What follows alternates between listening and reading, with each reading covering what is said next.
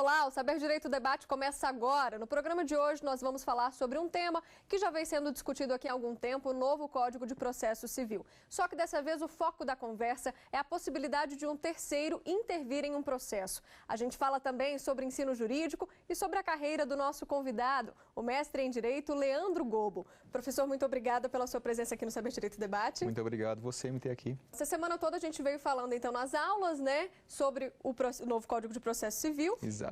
E eu queria falar um pouquinho, antes da gente mencionar esse tema, vamos começar falando sobre você. Claro. Mestre em Direito e Economia, pós-graduado em Direito Processual Civil. As suas áreas de atuação são muitas, né? Eu trabalho principalmente com processo civil, direito civil, do ponto de vista material, mas eu faço também muito empresarial, então eu acho que pode dizer que eu estou fugindo do criminal, mas o restante eu já gosto. Me interesso por muitas coisas, e direito e economia principalmente, que é muito legal, eu acho interessante discutir economia, entender também, não ficar só preso ao direito, então eu trabalho com esse tipo de coisa, mas direito civil e empresarial principalmente. E você tende a ir para a área acadêmica, né? Na verdade, você já está, né? Já dá aula. Eu sou apaixonado em dar aula, é o que eu amo fazer. Eu sou advogado, então o meu dia a dia, meu trabalho é como advogado, mas assim, a minha paixão realmente é dar aulas. Eu amo, sou apaixonado. Como conciliar as duas coisas, professor? Olha, é até interessante essa pergunta, porque assim, a advocacia é um trabalho muito exaustivo, assim, é uma coisa muito combativa. Normalmente, quando você está advogando... Um deadline apertado, né? Não, é aquela coisa de ter a parte contrária, você está brigando, é uma coisa assim, sabe? Você chega em casa, assim, cansado daquele estresse. Dar aula não, é uma coisa bacana, é bom, você está ajudando os alunos, todo mundo, é uma atividade mais construtiva do que de combate, sabe? Então, assim, do ponto de vista de recompensa, eu sinto muito legal as aulas, mas eu amo a advocacia também, não ficaria sem esse estresse no meu dia a dia de jeito nenhum. E por ser muito novo, também os alunos têm a simpatia já, né? Dentro de sala de aula. Com certeza, muitos alunos gostam, alguns até, assim, ficam meio com o pé atrás no começo, nossa, mas tão novinho assim, mas normalmente o pessoal gosta. Eu também tenho cara de moleque, tô mais novo que sou, então... Falando um pouco sobre as universidades, existe uma diferença nos cursos de Direito entre as faculdades particulares e as públicas, já que você leciona nos dois segmentos, na sua opinião? Olha, eu fiz o meu curso de graduação em instituição pública, na Universidade de Brasília, e eu dou aulas em instituições particulares e públicas hoje. Eu acho que tem uma diferenciação, mas eu honestamente acredito que hoje isso está muito próximo. Assim, tem instituições de ensino particulares de altíssimo nível e alguns problemas nas públicas que a gente conhece bem, alguns problemas de falta de investimento e tudo mais. Então, eu acho que elas estão... Não dá para dizer que uma é muito melhor que a outra hoje. Essa é a minha opinião. Teve uma época que a OAB chegou a congelar, né, a abertura de novos cursos, até pela qualidade que era oferecida de algumas faculdades. Teve esse problema, né? Com certeza. Eu acho que tem particulares e particulares, né? Tem algumas instituições que abrem o curso de qualquer jeito e tem que ter algum tipo de controle, mas eu realmente acredito que a maioria das particulares, especialmente em Brasília, que é onde eu atuo, mas eu sei também que em muitas outras capitais tem um altíssimo nível as particulares também. Acho que a vantagem que a pública tem é que ela oferece um maior campo para você abrir. Então, se o aluno quer fazer aulas optativas de disciplinas esotéricas, ele quer fazer latim, ele consegue fazer. Numa particular, isso já não é mais tão fácil, né? Eu acho que essa é a principal diferença hoje. O ideal talvez seria estabelecer um parâmetro para essa grade curricular, seja em universidade particular ou pública? Olha, já tem, né, alguns parâmetros de como deve funcionar, mas o direito é super amplo e eu realmente acredito que aulas de economia, por exemplo, ajudam o direito, aulas de latim ou de italiano podem ajudar o direito. Então, o ideal, na minha opinião, é que se você tem uma grade ampla, com oportunidades, opções, para que o aluno possa escolher se ele quiser fazer aquele negócio. E se ele não quiser seguir um outro plano, eu acho que, sem dúvida, essa é uma boa maneira de ter um bom curso, dando opções para o aluno que quer se especializar em concorrência ou que quer saber de direito eleitoral. Ele tem que poder fazer esse curso. Eu acho que esse é o principal ponto, na minha opinião. E indo ainda por essa área acadêmica, você pretende publicar algum livro, ir mais a fundo nisso? Bacana a pergunta. Eu até escrevi um já, que não vai ser publicado agora recentemente, mas ele é sobre direito e economia, é uma coisa um pouco misturada, mas eu gosto bastante de escrever também, tenho vários artigos publicados, eu gosto muito de escrever para jornais internacionais também, gosto muito de escrever em inglês Me conta um pouquinho disso. Já publicou, então, em outros... Eu publiquei já em alguns jornais na Austrália, Estados Unidos, que eu gosto muito de escrever sobre o Brasil em outros lugares, né? Legal. Mas da parte acadêmica, especificamente, eu escrevi até agora artigos e esse livro que vai sair em breve sobre direito e economia. Bacana. A gente fica aguardando, então, para você trazer aqui pra gente. Com certeza, vai ser um prazer enorme. Bacana. Professor, te peço um minutinho, então. No próximo bloco tem mais bate-papo. Não saia daí.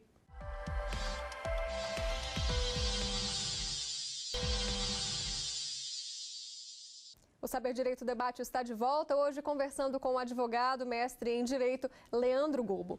Professor, então, falando um pouquinho sobre as aulas, eu queria entender, porque o assunto é um pouco complicado para quem não é da área, então vamos explicar para quem está em casa, e principalmente para os alunos, como é que funciona a intervenção de um terceiro em um processo nesse novo Código de Processo Civil. Mariana, complicado é brincadeira, realmente é um tema extremamente técnico e, assim, é um tema que os alunos tem uma tendência de ter muita dificuldade na graduação. Eu sei que posso falar por mim, quando eu tive intervenção de terceiros, eu não entendi quase nada. Então, eu me esforço bastante para tentar explicar isso. E é um tema que ele é interessante e ele não é tão complicado assim como se parece. E a ideia da intervenção de terceiros é simples. Todo mundo sabe que um processo tem autor e réu. Sim. Todo mundo sabe disso. A ideia da intervenção de terceiros em algumas hipóteses, o processo tem o potencial de afetar uma outra pessoa, que não é nem autor nem réu.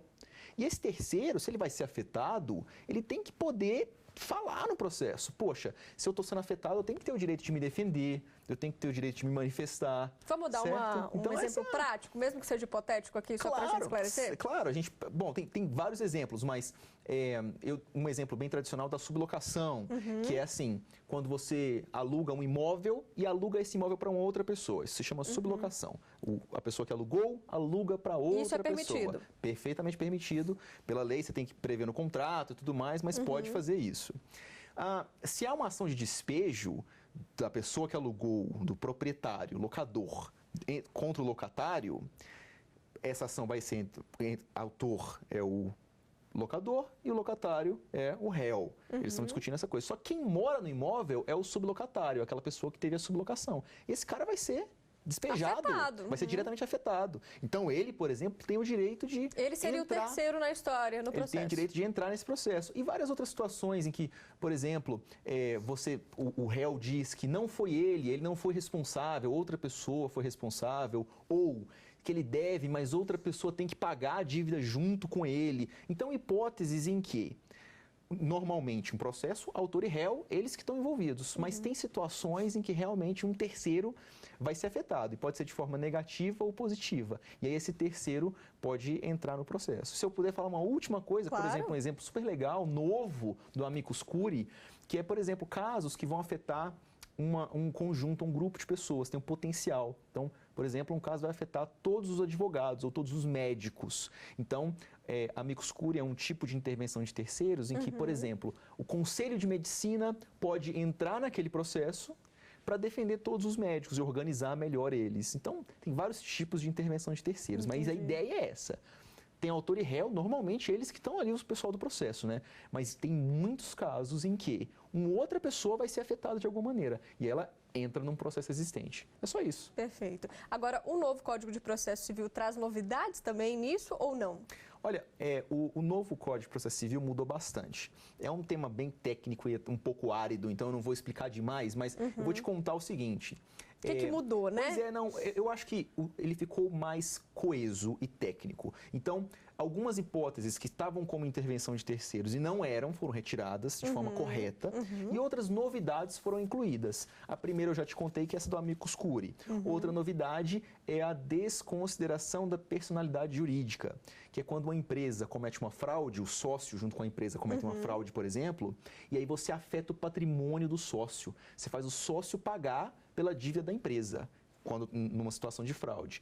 Isso já existia no nosso processo, mas agora está específico no Código de Processo Civil. Então, tem algumas novidades, alguns saíram, mas de forma geral foi uma mudança para melhor sob a perspectiva técnica. Ficou bem mais coeso o Código. Era isso que eu te perguntar. Essa mudança, na sua opinião, era realmente necessária?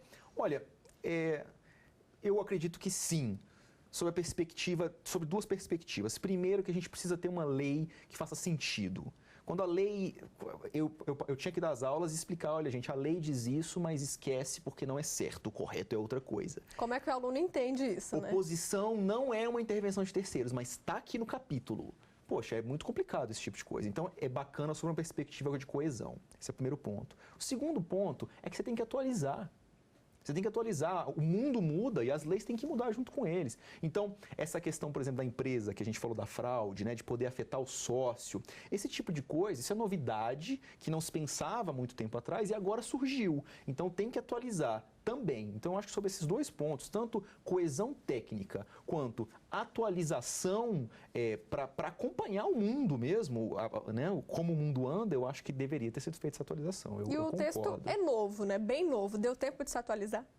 Olha, vou ser honesto, obviamente que a gente está limitado no que deu para ler. O código em si já deu para ler tudo, mas não deu para ler todos os doutrinadores ainda tem gente mudando de ideia com relação a uma coisa, outra coisa. Eu brinquei numa das aulas que eu dei, que tem um colega da instituição onde eu dou aula, que ele é desembargador, e eu fiz uma pergunta para ele de novo código. Falei, excelência, professor, né, como é que fica essa mudança? Aí ele respondeu para mim, não tenho a menor ideia. Vamos ver o que os advogados fazem, depois a gente decide. Óbvio que ele estava brincando, né? Mas assim, realmente ilustra o fato de que o código ele não existe sozinho no mundo. O código ele tem que ser analisado sob uma perspectiva sistêmica. E a partir do momento que as pessoas começam a usar, situações práticas começam a surgir, aí sim que a gente vai entender melhor os detalhes. Mas deu para atualizar um pouco, pelo menos, assim, o geral com certeza dá para ter uma noção boa já. Nas faculdades, como é que anda isso? Porque também o aluno precisa atualizar. E se é um semestre que já passou a matéria de Código de Processo Civil, como é que faz? Esse é um problema terrível, né? Que aconteceu também no Código Civil, na época que saiu o novo Código Civil, eu tive esse problema, aprendeu o Código Civil antigo, saiu o Código Civil novo. O que as instituições costumam fazer é o seguinte, para os alunos que estão no início do curso, já se dá o código novo, mesmo antes dele entrar em vigor. Então, quando saiu a lei, faltando ainda um ano para ela começar a valer, já estava se dando essa lei. Até porque quando o aluno formar, já vai estar... Quando ele chegar para a prova da OAB, ou quando ele chegar, ele já aprendeu a lei nova e a lei antiga vai ficar irrelevante. Ou, no mínimo, você faz uma compatibilização. Agora, eu não tenho dúvida que muitos alunos que estão no final do curso vão precisar se atualizar. E não tem jeito. Isso é o resto da vida, não é agora com o novo código. A lei é assim, a lei é viva, leis novas vão surgir todos os dias. Então, é normal, é parte da vida do operador do direito. Você tem que se atualizar, você tem que ler as coisas novas que saíram. E a bibliografia, nesse caso, professor, já também está atualizada ou também é uma questão que precisa de uma atenção maior? Olha, é muito novo tudo ainda, não deu para ler tudo que saiu, não teve tempo hábil.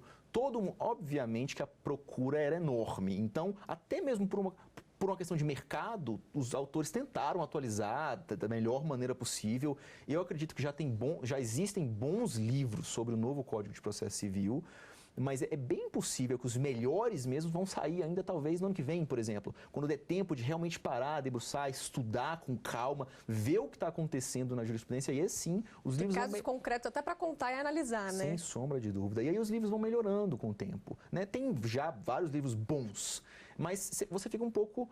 os autores, eu até entendo, ficam de braços atados. Como eles vão fazer? Eles não sabem de que maneira que a jurisprudência vai entender, que maneira que os juízes vão entender aquele dispositivo, aquela lei. Então, olha, é isso que está escrito e veremos o que vai acontecer. Então, tem um pouco dessa limitação e os livros tendem a melhorar. Mas eu acho que já tem bons livros, já dá para estudar um pouquinho. Quem está na condição de juiz também fica numa saia justa, né? Pois é, eu fiz essa brincadeira com esse amigo meu que é desembargador, mas com certeza eles também estão tendo vários problemas e no Tribunal de Justiça estão tendo vários cursos de atualização para discutir como que funciona, fóruns, congressos, em que os juízes estão indo para eles também discutir qual que é a melhor maneira de lidar com esse tipo de coisa. Então eu concordo com você, os juízes eles ficam numa situação complicada e eu acho que, para ser bem honesto, é toda a comunidade. Você pensa no processo, então todo mundo que participa do processo, os advogados, as partes, os juízes, os peritos, todo mundo mudou tudo, todo mundo vai ter que pegar o jeito dessa coisa. E até se espera que haja um pouco de leniência no começo com relação a algum tipo de erro, porque realmente o que não é uma coisa muito comum no processo, tá? No processo, normalmente errou, já era, perdeu o prazo, tchau, tchau. Mas nesse ponto, o novo código ele é até mais tranquilo, então acho que não vai ter tanto problema assim. Tá certo. Professor, te peço então um minutinho, a gente faz o intervalo, agora é rapidinho, já já a gente volta com mais bate-papo no Saber Direito Debate.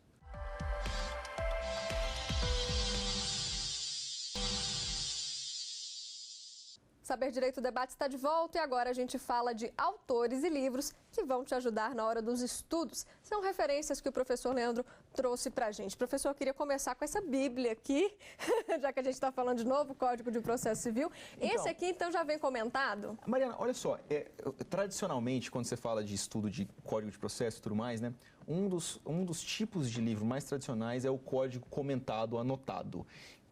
Como é que ele funciona? O autor pega artigo por artigo e analisa aquele artigo. Jurisprudência, como funciona a aplicação, como funciona esse tipo de coisa.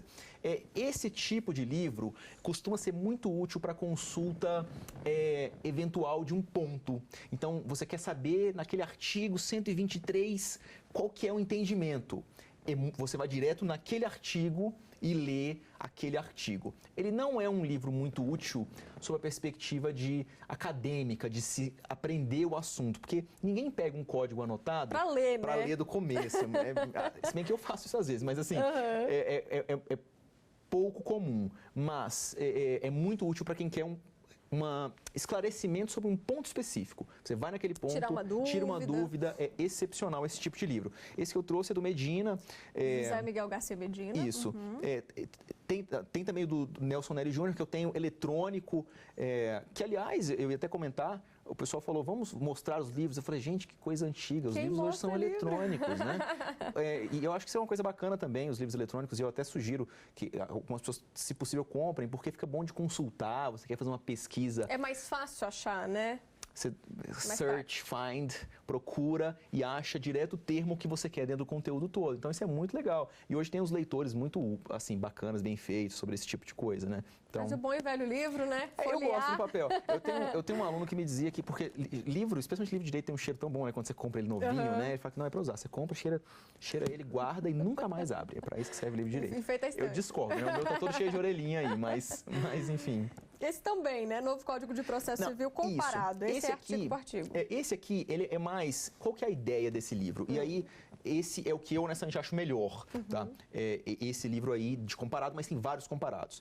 Ele não tem escrita nenhuma do autor. É uma comparação, lado a lado, dos artigos do antigo e do novo. Esse é bom... Então é bem prático para o aluno entender, né? Esse é bom, sabe para quem? Para quem sabe o antigo. Quem não aprendeu o antigo... Vá logo para o novo, não precisa comparar coisa nenhuma. Agora, quem aprendeu o antigo e agora quer ver o que mudou, eu já sei tudo de processo, mas eu sei tudo do processo antigo.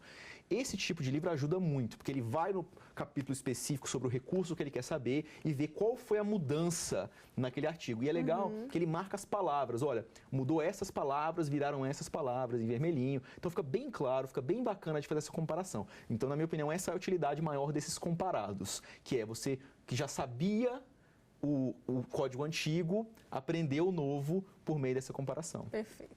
E o terceiro, vou pegar aqui, Direito Processual Civil Moderno. Esse já é mais tradicional, acadêmico, para curso mesmo de direito, numa ordem que faz sentido sobre a perspectiva acadêmica, sobre a perspectiva de um curso de Direito Processual Civil. Esse é o tipo de livro que se vai estudar. Esse é um dos que já saiu novos, vários estão saindo agora, recentes, especialmente em papel. Algumas livrarias não têm ainda, pediram, não chegou, esse tipo de coisa. Está mudando agora nos últimos meses, né, com a chegada dos novos livros. Esse também é do Medina. Eu não sugiro comprar o mesmo autor para esses tipos diferentes de livro, compra autores diferentes. Até para ter visões diferentes. Exatamente, porque o que ele vai falar aqui é o mesmo que ele fala no comentado. Então, compre de um autor, de outro autor, para você poder ver diferentes visões. Mas esse tipo de livro é o tipo tradicional, é o que se estuda na faculdade, que é um livro numa ordem acadêmica mesmo. Ele é ótimo para estudar e para aprender do zero, para quem está começando. Então, mas essa é a ideia. Tirar uma dúvida pontual talvez não seja o melhor de todos. Bacana também que ele trata da reforma da lei de arbitragem e também da mediação, né?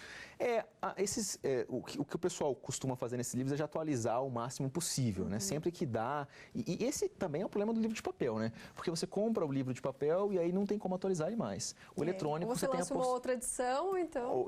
O eletrônico você já tem essa opção de atualizar online e do jeito que as coisas mudam rápido nos últimos tempos, né? Eu acho que é bem bacana considerar a opção do eletrônico. Mas eu ainda amo o livro de papel, uso nas aulas, uso no meu escritório, então, sem dúvida, ficam as dicas aí. Professor, ainda falando da área acadêmica, qual a dica que a gente pode dar para os estudantes que estão assistindo, que querem seguir nessa área? O que eles precisam ficar atentos? Qual que é o diferencial de um advogado especialista hoje nesse novo Código de Processo Civil? Olha, essa pergunta é também muito interessante e eu honestamente acredito que o estudo só funciona com diversão. Quando eu falo diversão, é no sentido de você estar interessado intelectualmente pelo assunto que está sendo discutido. Isso até foi discutido muito no meu mestrado, sobre uma perspectiva psicológica, de que vários autores entendem que a pessoa que está estudando por obrigação, que ela está sofrendo, sabe aquele estudo com sofrimento? Você lê e fala, nossa, eu preferia morrer do que estar estudando esse livro agora. Você não consegue aprender, você não consegue evoluir, você não se interessa. Por outro lado, quando é um tema que você gosta, que você se interessa, o estudo flui melhor, você evolui, você se interessa por outras coisas. Então, eu sempre falo para os alunos, o assunto que você vai seguir, o que você deve se especializar, é o assunto que você se interessa mais. Não é o que vai dar mais dinheiro, não é esse tipo de coisa. Pega o que se interessa mais, escreve a sua monografia sobre isso. Direito não é um dos temas mais interessantes. Muita gente fala direito é chato. Eu até concordo um pouco, mas eu honestamente acredito que tem muitas áreas muito interessantes no direito. Eu que tenho um pensamento muito lógico, matemático, eu adoro processo civil, porque ele tem um pouco dessa característica mais lógica. Mas você tem para todos os gostos os vários tipos de direito. Então a dica que eu dou para a pergunta sua, a dica que eu daria é: estude o assunto que você se interessa mais, que mais dá aquela fagulha assim de, nossa, gostei, interessante, quero saber mais sobre isso. Esse é o tipo de estudo que você vai conseguir realmente fazer, vai aproveitar esse estudo e vai se desenvolver e eventualmente ficar bom nisso. E é o que a gente vê demais, principalmente aqui, né, Brasília, capital dos concurseiros. Muita gente infeliz porque corre para faz direito para fazer concurso, já começa errado por aí, às vezes nem gosta da matéria e fica infeliz no trabalho.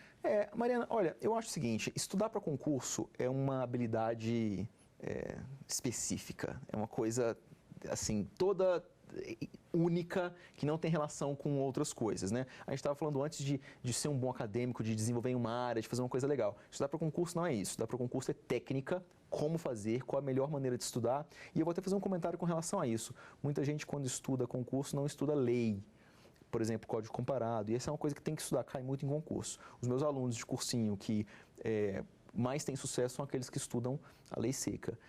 Assim, estudar a lei mesmo, que é uma coisa, assim, bem complicada, difícil, né, de estudar, assim, difícil. Você lê a lei... Difícil de entender, né, é uma linguagem complicada, né? Com certeza, mas é o tipo de estudo do concurso público, então realmente não é uma coisa para ser feliz, assim, para estudar, pelo menos, né? Aí depois não, claro que, enfim, saber se a pessoa vai ficar feliz ou não depois depende da área que ela vai entrar, mas, sem dúvida, estudar para o concurso é...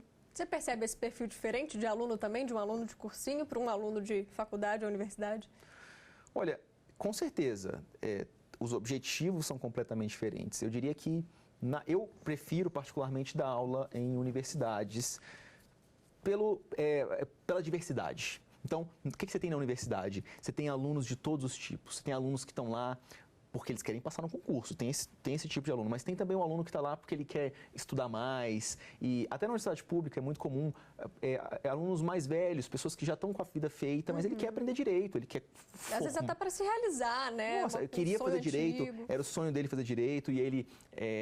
sabe, deixou para fazer depois e faz. E é muito interessante, as discussões são diferentes, as perguntas são diferentes. Então, tem essa diferença sem sombra de dúvidas. Não é aquela coisa objetiva do, tá bom, o que cai no concurso? Vamos parar de conversa. Mas, e sim, uma discussão mais acadêmica. Então, com certeza tem essa diferença, sim.